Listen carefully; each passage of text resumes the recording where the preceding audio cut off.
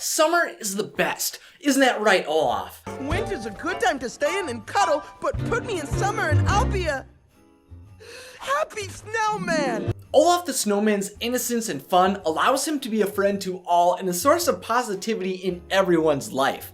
Ever since his creation by Queen Elsa, his youthful spirit and optimism can't be matched, and he was created for Frozen's story with this idea in mind. Drawing inspiration from another Hans Christian Andersen fairy tale, The Snowman, about a snowman who falls in love with a warm stove. Directors of Frozen Chris Buck and Jennifer Lee wanted Olaf to possess a childlike innocence. Everything from his disproportionate head to facilitate the thought of a child's first time forming an imperfect snowman, to the way he moved to mimic Olaf's supervising animator Hyrum Osmond's son. All aspects of Olaf were aimed to create a friendly, childlike persona. The creators of Frozen made Olaf a fun snowman we just wanted to hug, but interestingly enough, in the story of Frozen, the person who brought him to life was probably the farthest from Olaf's personality. So then why did Elsa make him? Hello, I'm Isaac from Want So Videos, where we discuss fun topics for fun people. Today, I'm going to answer why Elsa brought Olaf to life. And you're alive? Yeah, I think so. Olaf was always planned on being a living snowman, but he wasn't always as bright as we know him today. In early versions of Frozen, when Elsa was planned on being purely a villain of Arendelle, Olaf was supposed to be a mean-spirited first guard of Elsa's palace in control of a legion of snowmen. Once the filmmakers determined Elsa would be more complex than a tried and true Disney villain, the evil snowman idea was mostly scrapped except for Marshmallow. Hey, we were just talking about you. All good things, all good things. Without Olaf's mean persona and role no longer needed, Olaf's future in the film was ambiguous for a while because Jennifer Lee, a director of Frozen, stated the writers felt they could not just have characters thrown in. Olaf had to have a purpose. The thing that we worked on, and Jen was good about this, is really making sure that Olaf had a reason for being in the movie, not just being funny. So what is Olaf's purpose? After the filmmakers determined they wanted Olaf to be an optimistic embodiment of youth, Olaf acted as a symbol for the childhood connection between Anna and Elsa. He's a reminder of that relationship, that when things were good between the two of them. Innocence. The idea Olaf encompasses Anna and Elsa's relationship while they were children makes sense for a filmmaker's perspective, but this idea explains why Elsa brought Olaf to life as an adult. Now, using my skills from English class, it's time to do a full-on story and character analysis. Funny, in high school, my favorite classes were science and math, but Watch out for my butt. now I'm writing film papers twice a week. Oh well, YouTube and Disney are awesome. First, let's look at when Olaf first came to be and when he came to life. Olaf was created by Anna and Elsa early in their lives, often using Elsa's magic while they played. At the time, the two sisters were extremely close and loved each other's company, but on one occasion, that relationship was torn apart. On one of their late-night snow hangouts, Elsa accidentally used her powers on Anna, which almost ended her life. Elsa's pain emanated out of her, which we visually see as the ice encompasses the room, which destroyed the snowman the sisters had created. The destruction of the snowman symbolized the ending of Anna and Elsa's close relationship and Elsa's youthful spirit.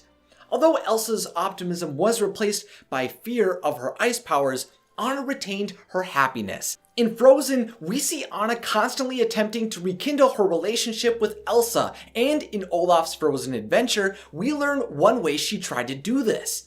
Every holiday season, Anna would make Olaf-themed gifts for Elsa, showing how Olaf remained as a bright spirit. Anna couldn't break through Elsa's guilt and fear though until her powers were revealed to their kingdom of Arendelle.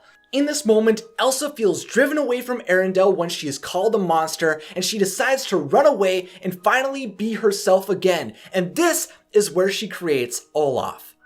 Olaf's very creation is an expression of how hard Elsa's self-imposed isolation from Anna was on her. One of the first voluntary acts she performs with her power is to build the snowman that Anna spent those long years begging her to make. At this moment, Can't hold you back anymore. revealing how strongly she always wanted to play with her sister again. We don't know what brought Olaf to life that day, whether it was just intense emotion or an aspect of her powers we can't understand, but by her surprise when she meets Olaf, she admittedly states she never intended to bring him to life. I think Elsa accidentally brought Olaf to life because after all of those years, that's what she wanted to use her powers to create again, which symbolizes she had finally began to move past the pain and grief she had acquired from all of those years in isolation.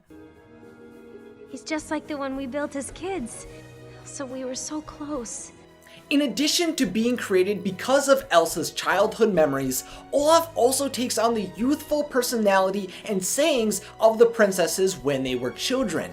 For one, he repeats the sayings the sisters gave him. Hi, I'm Olaf, and I like warm hugs. Hi, everyone. I'm Olaf, and I like warm hugs. Also, when Anna and Elsa were kids, Anna tells Elsa, The sky's awake, so I'm awake. and when Olaf enters the Valley of the Living Rock, he states, The sky's awake. and to top it all off, Elsa ice skates with Anna at the beginning of the film, with Olaf, and at the end when he is alive. Olaf encompasses the happiness Elsa and Anna shared as children and manifested because Elsa used her powers while releasing strong emotions. Interestingly enough though, releasing her ice powers to create snow beings that reflect the emotions she feels also doesn't just happen with Olaf. When Elsa feels Anna has overstayed her welcome within her ice castle and would prefer to hide, she summons Marshmallow to lash out at her sister and defend her territory. And when Elsa is stressed about Anna's birthday celebration in Frozen Fever, much like the sneezes she can't control, bits of Elsa's dormant mischievousness and fun begin to slide out like the small snow geese she brought to life. This way, sludge and slide and Ansel and flake and fridge and flurry and powder and crystal. Although our favorite little snowman wasn't always planned on being the nicest snow guy, we knew going into this video that the Olaf we know is a snowball of fun and possesses the innocence of a child. The reason he became this way was because he was created out of the love Elsa had for her sister and her longing to bring back her childhood moments. After years of Elsa storing her pain from hurting her sister and hiding within herself, when she lets all of that pain go away, she finally wants to build a creation she had done many years ago. She created the snowman we love in spring, fall, winter, and in summer. Last week, I told you about Princess Week, an entire week of Disney Princess-full stories beginning on December 3rd. But what I didn't tell you about was the December-long giveaway. I've been wanting to give back to all of you, my biggest fans, for a long time, so I figured what better time than the most wonderful time of the year. Each day up until Christmas, I am going to be giving away an item within this Disney Zoom Zoom Advent Calendar. To enter each day, all you need to do is follow me on one or more of my social medias, and by following the page and sharing the post with that day's item, you are entered. Every time you share the post, you get an extra chance of winning, so make sure to follow me on every platform, including Twitter, Instagram, and Facebook. Then, that night, I'll announce the winner on all of my social medias. The giveaways will begin December 1st, and I'm excited to get it underway. So now it's time for the question of the day, sponsored by my patrons. Do you think Olaf was brought to life because of Elsa's emotions on her childhood? Let me know your thoughts in the comments section, along with any other ideas you have for future Discovering Disney episodes. If you enjoyed this video, then click that like button. If you like to stay up to date with new magical videos, then click that subscribe button and follow me on Facebook, Twitter, and Instagram. And to see more Watso videos, then check out some awesome pics over there. As always, thanks for watching and have a magical day.